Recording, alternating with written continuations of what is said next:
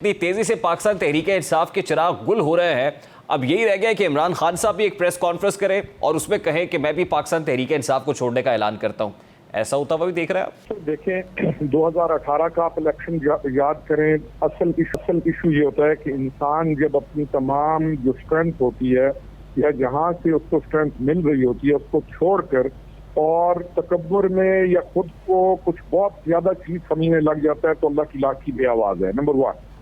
Number 2 ये है कि ये सारा कुछ कोई इनके साथ नहीं कर रहा, ये सारा कुछ अपने साथ खुद कर रहे हैं। और इन्होंने जो रवैया अपनाए रखा, हम कितना अरसा साल हो गया, आपको याद होगा साल पहले हमने कहा कि आप ये वाला जो पैटर्न है पॉलिटिक्स का इसको छोड़ें, आप एक प्रोग्रेसिव डेमोक्रेटिक पार्टी के लीडर के तौर पर आए, आप अपनी हीरोशिप और कल्ट वाले कॉन्सेप्ट को छोड़कर लीडर बनिए और लोगों के जो मसाइल हैं उनको सोचते हुए मुल्क पाकिस्तान को आगे लेके जाने की कोशिश करें। आपका वोट बैंक स्वेल किया है जब आप निकले हैं, ये नेचुरल सा हमारा साइकोलॉजिकल बिहेवियर है। हमारे लोग मजलूम के साथ खड़े हो जाते हैं, तो आप मजलूम जो जिसे कहते हैं कुब्बे वाली लत लग गई, यू हैव बिकम अ मजलूम, नाउ होल्ड इट। अपने लोगों को संभालिए, पार्टी को रीऑर्गेनाइज कीजिए, अच्छे लोगों को आगे लाइए ताकि आप जब इलेक्शन आए अपने टाइम पर, ये कोई नहीं कि मार्च में आए या मुश्किल सितारा जब इस मकाम पर आए तो इलेक्शन हो और जोहर उधर हो तो इलेक्शन हो। आपके जब इलेक्शन टाइम पे आए आप प्रिपेयर्ड हो, आप इलेक्शन में आए और एक प्रोग्रेसिव जमहूरी पार्टी के तौर पर आए। मुल्क मुतहम्मिल नहीं है आप जो कॉन्सेप्ट लेके चल रहे हैं, लेकिन इनको समझ नहीं आई। इनके तमाम वो इनके जो आसपास मंडलाने वाले इनके और इनकी ख्वाहिश के मुताबिक बातें करने वाले इनके प्यादे, इनके सिपाही, वही आज इनको छोड़ छोड़ कर जा रहे हैं और वही आज इनसे मुंह उधर मोड़ रहे हैं, क्योंकि फ्रिक्शन या मुल्क की बर्बादी का रास्ता या उस रास्ते पर चलना कि जिसमें आप कहें कि जी आप टकराव करेंगे और आप कल यहाँ पर एक इनकलाब लाएंगे, खूनी इनकलाब होगा। जी बिल्कुल दुरुस्त फरमा रहे हैं, वो किसी सूरत प्रोडक्टिव नहीं हो सकता। आज खान साहब के लिए खुद वो काउंटर प्रोडक्टिव साबित हो रहा है। आपने एक साल पहले पाकिस्तान तहरीक इंसाफ को खैरबाद कह दिया था, मशवरे भी दिए थे, लेकिन आपके उन मशवरों पर भी इमरान खान ने अमल नहीं किया है। अब ये कहिएगा कि आपकी इत्तलात क्या है, ये चौहान और मजारी के बाद अब किसकी बारी है? सर अभी सारे जाएंगे, अभी तो सारे जाएंगे। ये तो वो परिंदे थे, ये तो वो परिंदे थे जिन्होंने बैठना ही नहीं था। हम इसी चीज के अपने दोस्त को कहते रहे कि देखो ये रास्ता गलत है और तुम जो कमिट करते हो उसके ऊपर खड़े हो। जिस कमिटमेंट के बाद बैक स्टैबिंग ना किया करो। सुबह के जो लीडर जो सुबह एक चीज कमिट करता है वो शाम को किसी और के मशवरे पे जाके अपनी कमिटमेंट को तोड़ता नहीं है। तुम इदारों के ऊपर अपनी मर्जी के बंदे मुसल्लत करने की जो जिस साजिश खुद या तो बुन रहे हो या उसका शिकार हो या उस बहुत बड़े एक गेम प्लान का मास्टरमाइंड हो या उसका हिस्सा हो, इस चीज से निकलकर पाकिस्तान का सोचो। नहीं रोकड़ी साहब, आप ये कह रहे हैं कि सारे जाएंगे, मतलब अभी तो शाह महमूद कुरैशी हैं, फवाद चौधरी हैं, असद उमर हैं, इमरान इस्माइल हैं, अली जैदी हैं, ये कप्तान के बड़े फ्रंट लाइनर्स रहे हैं, ये टाइगर्स हैं। तो आप कह रहे हैं कि ये भी चले जाएंगे, मतलब शाह महमूद कुरैशी जो वाइस चेयरमैन है, फिर असद उमर और फिर फवाद चौधरी, ये भी चले जाएंगे? मैंने तो आपको अपना ख्याल दिया ना कि टाइगर इंसान जब टाइगर बन जाता है ना किसी का, तो वो उसी वक्त अपनी तजलील को शुरू कर देता है। तो टाइगर तो कहीं से भी बांध के इधर से करीब तो उधर चला जाया करता है। इंसान जब इंसान न रहे, अपने मकाम के साथ मजबूत रहो, अपने किरदार अपनी शख्सियत के साथ मजबूत रहो और खुद को जो टाइगर का है ना, तो टाइगर दिख जाया करते हैं। कभी एक पिंजरे में एक टाइगर सर्कस के अंदर भी काम करते हैं। इसी चीज के हम मुखालिफ थे कि ये टाइगर बाइगर वाली गेम छोड़ो, आप वफादार इंसान और एक अपनी हैसियत के मुताबिक मुअज़्ज़िज़ इंसान के तौर पर लीडर्स बन के आप तमाम सारे उभरो।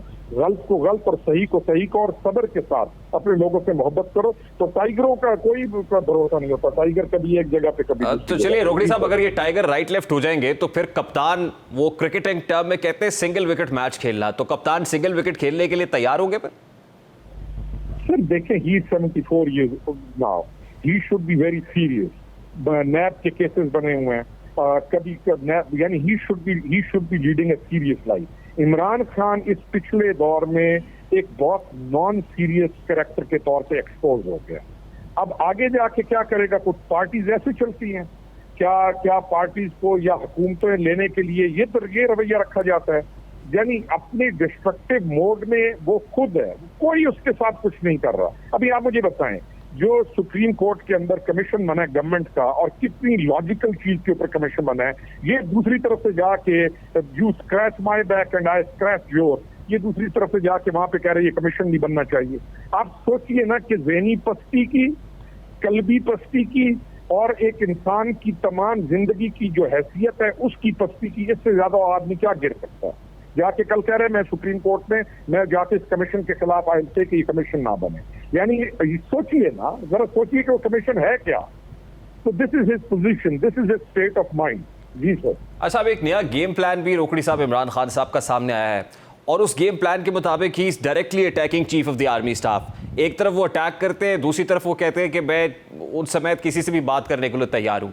तो how do you see this कि इंटरनेशनल मीडिया में ये पोस्ट किया जा रहा है कि ये जो कुछ करा रही है ये फौज, और फौज के अंदर भी एक आदमी।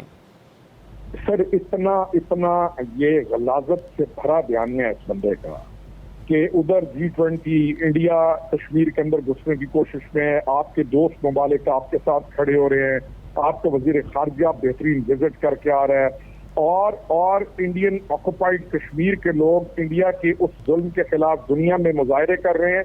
एंड उसी वक्त पर ये अपने स्टूज को और अपने ज़ॉम्बीज को different parts of the world के अंदर खड़ा होकर किसके खिलाफ मुजाहरे कर रहा है, अगेंस्ट वन पर्सन, और उसको पता है कि that person is honest to that एक होता है ना द कोर ऑफ हार्ट, एक आदमी को इल्म होता है कि ये ऑनेस्ट तरीन आदमी है और प्रोफेशनल तरीन आदमी है, क्योंकि ये इसको पता है कि as a DGISI this great man, जानते हुए कि मेरी प्रमोशन आनी है और he is going to be in seat, और उसने अपने मुल्क के लिए स्टैंड लिया। ये जो गलाजत भरा बयानिया है इसका दिस विल डाई डाउन, ये वैसे भी खत्म हो जाना है और मेरे जैसे बंदों को और ज्यादा तकवीत मिलती है कि हम अल्हम्दुलिल्लाह दुरुस्त इसके आगे खड़े हुए थे, क्योंकि हमें इसका चेहरा और लेकिन जिस वक्त में ये बयानिया बना के साहब, क्योंकि इमरान खान साहब बयानिया बनाने में तो बड़े स्मार्ट है ना कि कोई ना कोई नैरेटिव ले आते हैं। अब जिस वक्त ये नैरेटिव बिल्ड किया जा रहा है, आपको लगता है कि ये सानिया 9 मई से तवज्जो हटाने की भी एक प्लानिंग है? सर देखें, इसको हमेशा से अपने मुल्क के साथ इसकी दुश्मनी आ गई है। ये जिद के उस मकाम पर पहुंच गया है कि ये अपने मुल्क को किसी भी जगह रुसवा करने के लिए कुछ भी कह सकता है और झूठ होता है।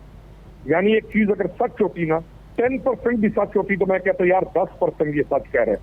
ये जो चीजें इस वक्त कर रहा है 100% झूठ के ऊपर, दजल के ऊपर और सिर्फ डिसेप्शन के ऊपर कर रहा है। What else he can do, ये करता रहेगा। और ओवरसीज को भी होश आना शुरू हो गया। ओवरसीज से कितने लोग हमारे साथ अब कांटेक्ट कर रहे हैं कि आप लोग ठीक कहते थे।